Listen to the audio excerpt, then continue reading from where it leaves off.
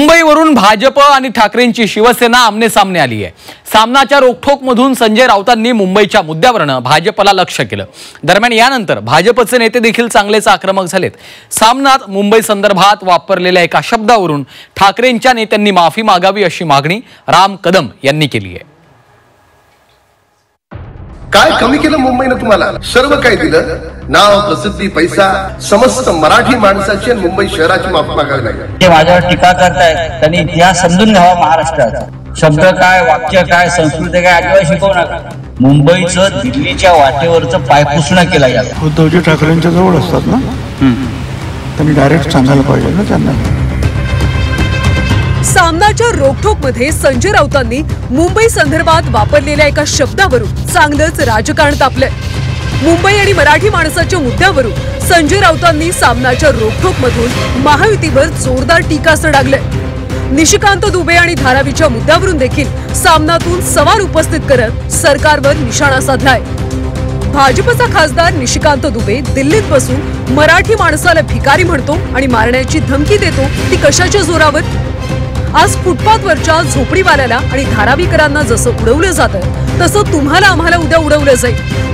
गिरगाव, परळ, शिवडी, दादर, विलेपार्ले, मुलुंड, अंधेरी या लढाईत केव्हाच पडलेत। लोढा यांचे टॉवर्स अलिबाग आणि मांडव्याच्या समुद्री किनाऱ्यावर उभे राहिलेले दिसतायत। उद्या सध्याचे मुख्यमंत्री आपलं मंत्रालय अलिबाग उरणला नेऊन अटल सेतूचा सदुपयोग करणार आहे, कारण भाजपला मुंबई ही परप्रांतीय पैसेवाल्यांची रखेल करायची आहे। मराठीसाठी लढणाऱ्यांना उद्या हे शहरी नक्षलवादी ठरवतील आणि त्यासाठीच त्यांनी जनसुरक्षा कायदा आणलाय। सामन्यातून केलेल्या टीकेनंतर भाजपने देखील राऊतांवर शरसंधान साधलं। ठाकरेंच्या नेत्यांनी मुंबादेवी आणि मराठी माणसांची माफी मागावी अशी मागणी राम कदम यांनी केली, तर टीका करणाऱ्यांनी इतिहास समजून घ्यावा असं म्हणत राऊतांनी कदमांवर पलटवार केलाय। मुंबई हे नाव आमच्या मुंबादेवी या देवीच्या नावावरून मुंबईला मुंबई म्हणतो आपण। त्या मुंबईला तुम्ही रखेल म्हणाल? काय कमी केलं मुंबईने तुम्हाला? सर्व काय दिलं, नाव, प्रसिद्धी, पैसा। आज तुम्ही मानसिक दृष्ट्या उद्ध्वस्त झालाय म्हणून तिला तुम्ही रखेल म्हणाल? हा केवळ मुंबादेवीचा नाही, तर मुंबई शहराचा, मराठी माणसाचा, इथे राहणाऱ्या प्रत्येकाचा हा अवमान आहे। म्हणून उबाटाच्या नेत्याने मुंबादेवीची तर माफी मागितलीच पाहिजे, पण मुंबादेवीची माफी मागत असताना समस्त मराठी माणसाची आणि मुंबई शहराची माफी मागावी लागेल। ते माझ्यावर टीका करतायत, त्यांनी इतिहास समजून घ्यावा महाराष्ट्राचा। दिल्लीची तजेलदार वेशा आणि त्यातून आंदोलन झालं, कळलं? हे आम्हाला तुम्ही शब्द काय, वाक्य काय, संस्कृती काय अजिबात शिकवू नका। हे सगळे आहेत